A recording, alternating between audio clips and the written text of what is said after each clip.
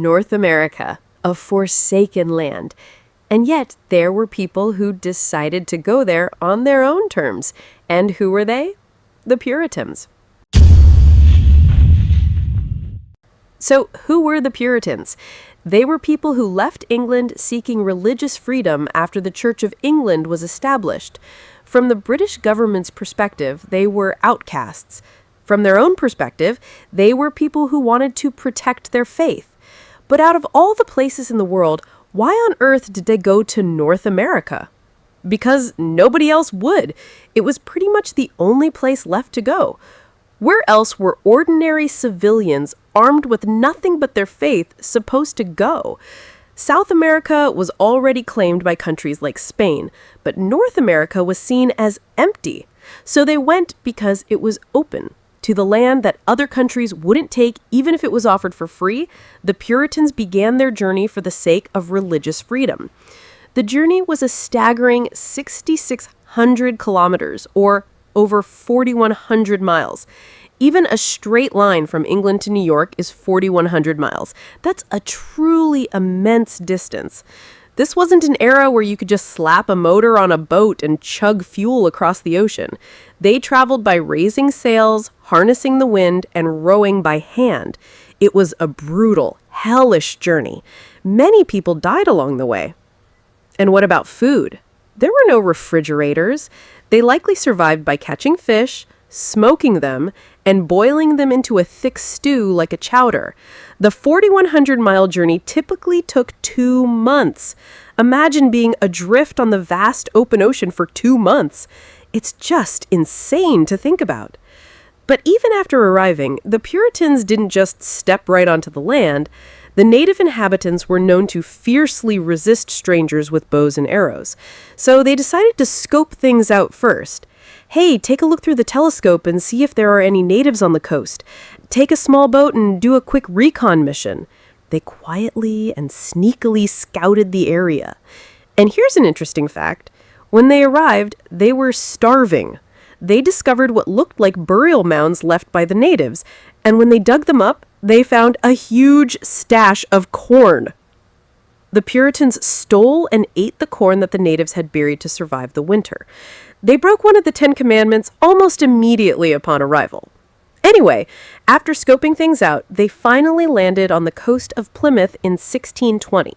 Plymouth Rock is located in what is now Massachusetts. There's even a rock there, famously engraved with the year 1620 to commemorate their arrival. Now, what was the nationality of these Puritans who landed on North America? They were English, of course. At this point, the concept of an American didn't exist. Just erase it from your mind. These Puritans who first set foot on the North American continent are called the Pilgrim Fathers by American historians. And this name itself is used politically. The idea is, our American ancestors were these great pilgrims who with devout faith undertook a pilgrimage, left the country of England, and endured great hardship to cross to North America to protect their religion. They give them this grand, heroic title. It makes sense, as religion is considered very important in America. You might wonder, why Pilgrim Fathers and not Pilgrim Mothers? Well, in those days, the source of all life was thought to be the male, the father. The belief was that life could only be created when a man's seed entered a woman's body, so all beginnings were seen as male. Women were considered to play the role of receiving and nurturing that seed. Because of this prevailing view, words like fathers were commonly used. But here's something you shouldn't misunderstand. Some people exaggerate this story, framing the Pilgrim Fathers as the beginning of America.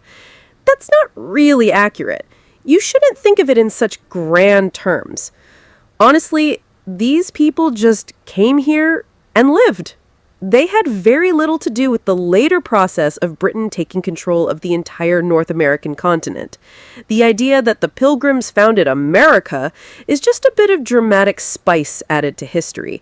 Their arrival wasn't some major catalyst for the founding of the United States. There's no need to assign it that much importance. In any case, the Puritans finally landed on the North American continent, December 20th, 1620.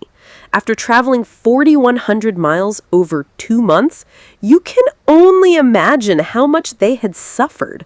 They were starving, and to make matters worse, they arrived in the middle of winter.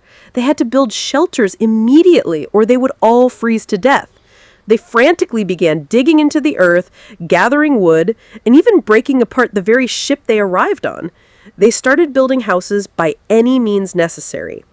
As the Puritans were desperately working, a Native American suddenly appeared. Everyone tensed up. What do we do? We heard they shoot arrows at strangers. We're about to freeze. We're starving. What if they attack us? But then the native, wearing a headdress decorated with turkey feathers, suddenly spoke to them. Hey, how you doing? Everyone was completely stunned.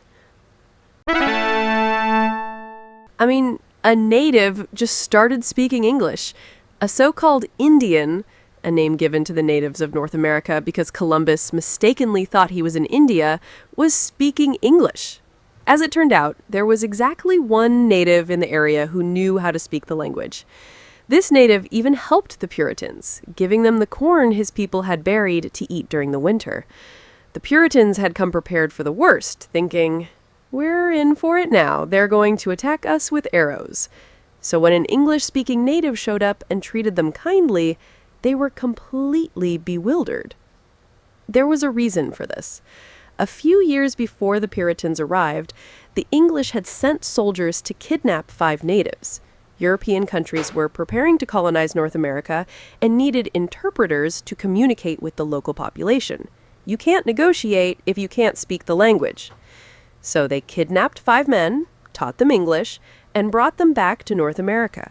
But as soon as they returned, they were met with a volley of arrows and spears. The soldiers were all killed, and the captive natives scattered. The very man who greeted the Puritans with, "Hey, how are you?" was one of those 5 who had been kidnapped. But that's strange, right? Why would he be so kind after being kidnapped? Because this native knew something the others didn't. He knew, if we mess with these people, we are in deep trouble. Having been taken to England, he had seen their world. Their guns, their iron buildings, their technology was on a whole other level. He realized these white people, these English, have national power and military strength far beyond ours. If we provoke them, my tribe could be wiped out, just flattened like a bulldozer ran over us. So he concluded it was better to be on good terms with them rather than treating them as enemies. Thanks to this westernized native, they got along really well at first. He taught them how to farm corn, as the methods were different for this new land. And so the natives and the Puritans, the Pilgrim Fathers, became very close. They even hunted and roasted turkey together. The story goes that when the Puritans saw the natives hunting with bows, they said, "Why use a bow? You can just shoot it with a gun." And they'd shoot a wild turkey and roast it whole. Turkeys are native to North America and didn't exist in Europe, so this was the first time the Puritans had ever tasted one. After a successful harvest, made possible with the help of the natives, they held a feast together, praying, "Thank you, God, for granting us this bountiful harvest." This was the beginning of Thanksgiving Day. However, Thanksgiving isn't just about giving thanks. There's another interpretation that the holiday also serves to whitewash the later history when figures like George Washington drove Native Americans from their lands with guns, forcing them westward. In any case, the Puritans were fortunate to meet an English-speaking native in this strange land, and for a time, things went well. But now, I want you to completely forget that pleasant image of Puritans and natives peacefully sharing roasted turkey. Because this is where England's systematic colonization begins, a bloody history of gunning down countless Native Americans. And where does it start? In Jamestown. This settlement was named after the reigning British monarch, King James I. From the very beginning, Jamestown was a place of constant conflict, with guns against bows, and the native resistance was fierce. When news of this reached England, the order came back, "The natives are ignorant savages. Send a large-scale military force and kill them all." And so a ruthless campaign of expansion began. So, for now, let's set aside the story of Thanksgiving and the friendly Pilgrim Fathers and turn to what happened next. So why did the British government pursue colonization so aggressively in the 1600s? Because their backs were against the wall. Rumors were flying that neighboring countries like Spain and Portugal were mining for gold in their South American colonies and starting up plantation agriculture. With everyone around them getting into the colonization game, England started to feel the pressure. As its rivals' colonies grew, so did their economic power, which in turn strengthened their military might. This posed a massive threat to England, right? England couldn't just stand by and watch France, Spain, and Portugal get rich. So in their haste, they skipped any notion of assimilation or gentle persuasion with the natives of North America. They ignored that process entirely and just used brute force. England began its colonization in earnest by sending large armies to massacre the native population and take over the land. This is the colonial territory held by Britain up to 1754. Just north of them was France. While Britain was just nibbling away at its small slice of the pie, France had already claimed a massive territory throughout the early and mid-1600s. And what was France doing with all that land? They were making a fortune in the fur trade. At that time, one type of fur was incredibly fashionable in Europe: beaver fur. Beaver pelts were all the rage. It's not that beavers didn't exist in Europe, it's just that they had been hunted to near extinction there. But in North America, around the Great Lakes region, the place was crawling with beavers. There was an absolutely massive population. So, France claimed this land specifically to get in on the fur trade. Beavers thrive where there are plenty of rivers and lakes, right? So they began trapping the massive beaver population around the Great Lakes region. The problem was, France had it all to themselves. From England's point of view, this was unacceptable. Hey, why do you get all the profit? We need to trap beavers too. And with that, a war over beaver pelts began between France and England in the colonies. And what was that war? The French and Indian War. That's what the textbooks call it. As both the British and French colonies expanded, they inevitably clashed. But doesn't that raise a question? If France and Britain were fighting, why is it called the French and Indian War? While France and Britain were claiming these territories, numerous Native American tribes were living there. Some of these tribes allied with the French, and others sided with the British. Each tribe made its own calculation for survival. It's better for our tribe to side with the French, or no, we have to side with the British. So from the British perspective, they wanted to create a certain narrative.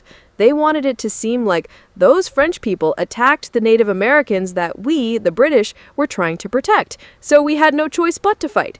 That's why they named it the French and Indian War, to give it the nuance of being a war between the French and their native allies.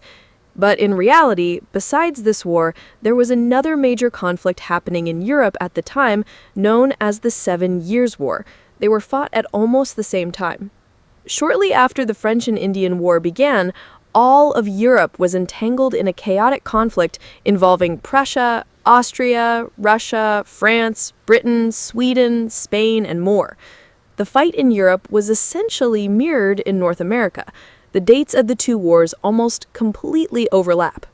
If you look at the dates, the 7 Years' War lasted from 1756 to 1763, and the French and Indian War from 1754 to 1763.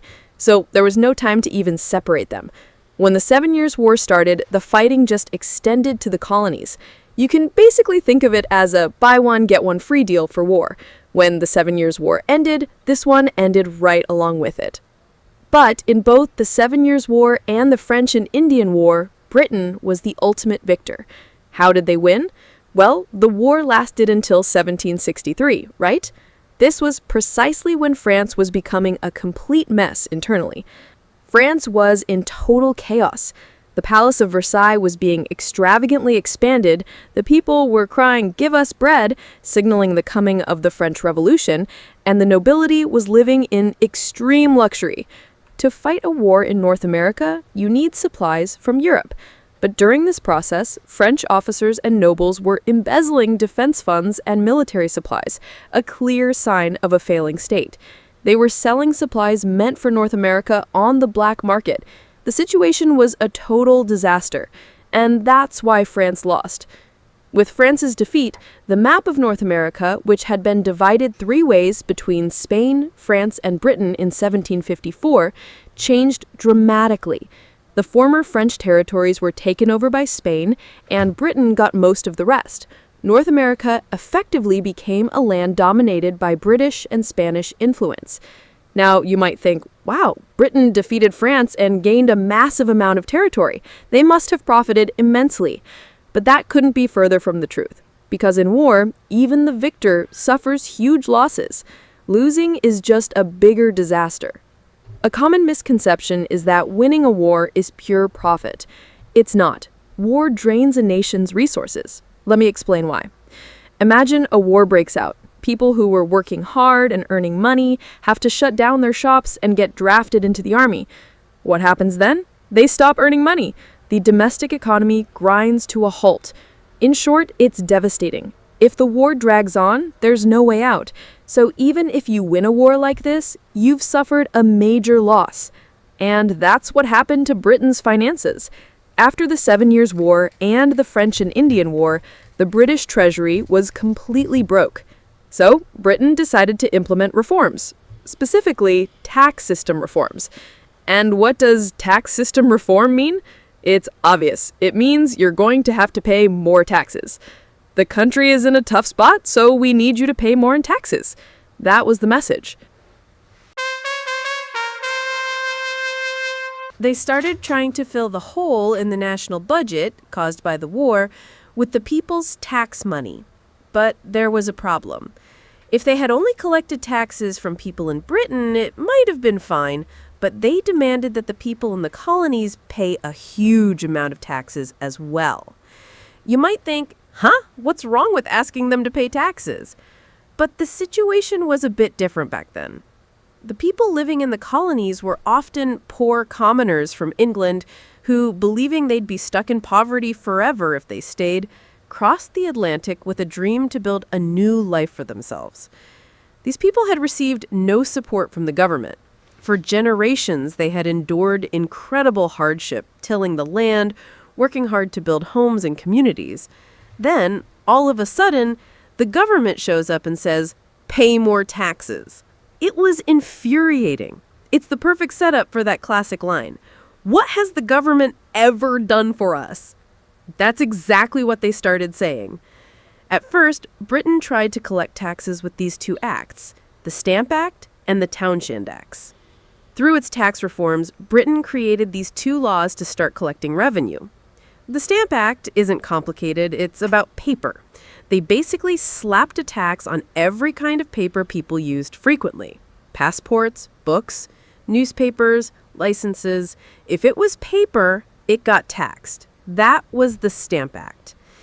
Then, 2 years later, they passed the Townshend Acts, which were even more outrageous. They imposed taxes on almost all essential imported goods, like lead, glass, paint, and tea. They figured paper alone wasn't enough. From the colonists' perspective, it was, what have you ever done for us to suddenly raise our taxes like this? The backlash was predictably huge.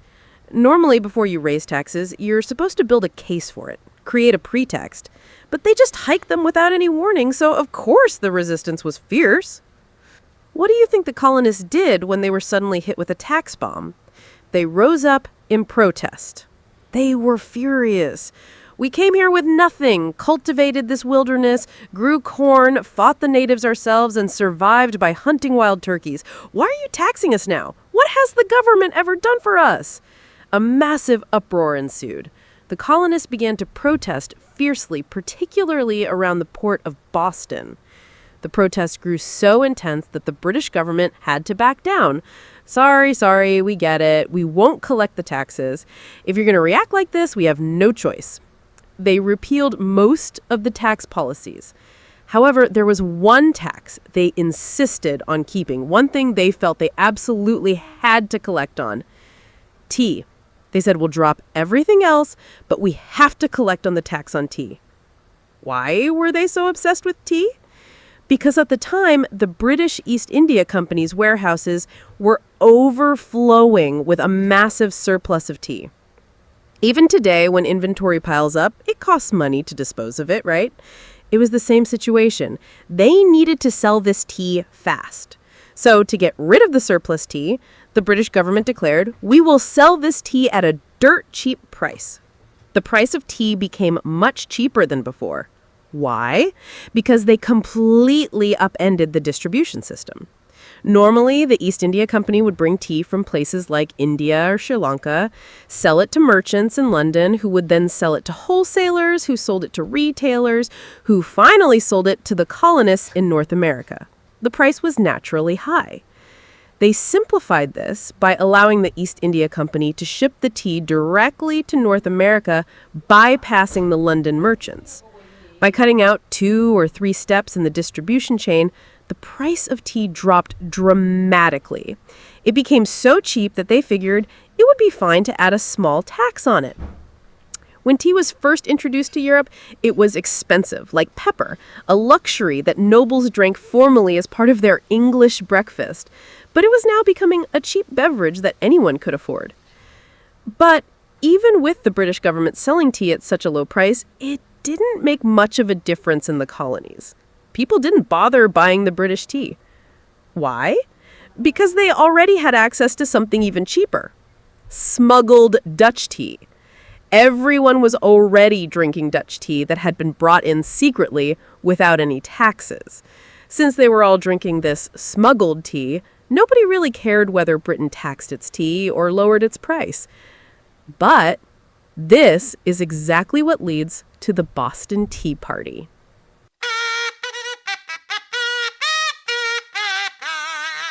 You've probably heard people say, it's wrong to use the word Indian, you should say Native American. But did you know this? The man we learn about as the discoverer of the Americas, Christopher Columbus, he initially thought the American continent was India. That's why he started calling the native people who lived there Indians. Because of this, the word Indian is often said to carry a discriminatory nuance. What's interesting, though, is that many indigenous people in the United States don't actually mind being called Indian. I've heard that more often, they introduce themselves simply as natives. And if you think about it, why attach the word American to them at all? Technically, they weren't Americans to begin with. The argument that Indian is a disrespectful term but American is acceptable is actually a bit absurd. Columbus insisted until his death that he had reached India. At that time, there was a man who was close to Columbus named Amerigo Vespucci. This Amerigo Vespucci was the one who realized this wasn't India. He thought, I thought this was India, but it's a new continent that was blocking the way. It's not India, and it's not Asia. It's a third continent. He returned to Spain and argued continuously that this place needed a different name, and he maintained this until his death. In the end, his claim turned out to be correct, right? So, in his honor, they began to call the continent America, after his name. So the term Native American is also in a way a ridiculous name, as it's named after a European explorer. It's not just Indian that's a strange term. It might be better to just call them natives or indigenous peoples. The bottom line is that whether it's Indian, Indio, or Native American, they are all strange names given to them by outsiders. Of course, since the United States now occupies that land, one can call them Native Americans. However, the argument that Indian is wrong and Native American is correct, or that Indian is a sad word steeped in colonial history, is not very persuasive. It's more of a case of, well, they live on a land that is now the United States and the national territory has been defined, so let's just call them Native Americans. The people who advocate for the term Native American today are mostly modern white Americans. They have parts of their history that they are uncomfortable with, like how they forced the people they called Indians onto reservations. Because they carry this historical burden, they've created a new term. But this new term is really just a word to make themselves feel more comfortable. It was not a term that the indigenous people themselves originally asked to be called. On the contrary, the word Indian has historical value as a term. In history books, you'll often see it preserved in names like the French and Indian War. Trying to change all of that now could cause confusion. And as I've heard, many Native people themselves are not particularly offended by being called Indian. In the end, what matters is communication. If, in the future, the Native peoples of America collectively demand a different name, then we can change it then. It's just good for us to be clear on this one point. Native American is absolutely not a term that the indigenous peoples of North America asked to be called. That is a clear fact. If you enjoyed this video, don't forget to subscribe, hit the like button, and turn on notifications. See you next time!